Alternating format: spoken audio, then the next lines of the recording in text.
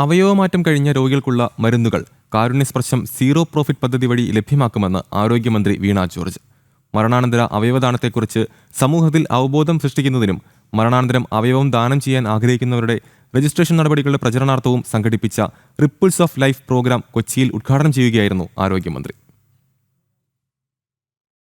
മരണാനന്തര അവയവദാനത്തെക്കുറിച്ച് സമൂഹത്തിൽ അവബോധം സൃഷ്ടിക്കുന്നതിന്റെ ഭാഗമായാണ് റിപ്പിൾസ് ഓഫ് ലൈഫ് കൊച്ചിയിൽ സംഘടിപ്പിച്ചത്.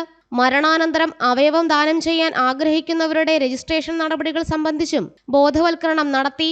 Rotary Cochin downtown, MG university, Ernakulam റീജിയണിലെ NSS യൂണിറ്റുകൾ, liver foundation of Kerala, IMA Kochi എന്നിവരുടെ നേതൃത്വത്തിലാണ് പരിപാടി സംഘടിപ്പിച്ചത്. മന്ത്രി വീണ ജോർജ് ഉദ്ഘാടനം ചെയ്തു. വേദിയിൽ നാം ഇന്നിവിടെ നിൽക്കുമ്പോൾ ഏറ്റവും കൃതാർത്ഥമായ നന്ദി ഏവരെ അറിയിച്ചുകൊള്ളുന്നു.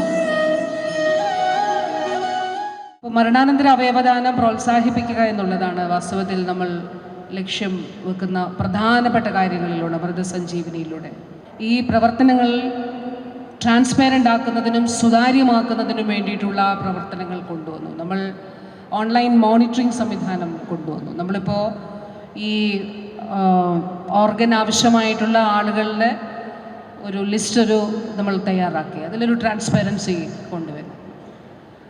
അതോടൊപ്പം തന്നെ ഓർഗൻ ഡൊണേഷന് സന്നദ്ധമാകുന്ന ആ ഒരു പ്രൊസീജിയർ ഉണ്ടല്ലോ, അതും ആ നിലയിൽ കേന്ദ്ര നിയമമാണ്.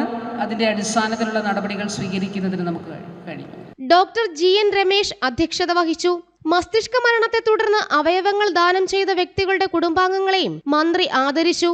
Hibi Eden MP, mayor advocate VK Minimol, Cochin IMA president doctor Athul Joseph Manuel, Padmabhushan doctor Jose Chacko Periyapuram, Chittilappilly foundation chairman Kochouseph Chittilappilly, KSOTTO executive director doctor Noble Gracious തുടങ്ങിയവർ പങ്കെടുത്തു. ജനം, കൊച്ചി.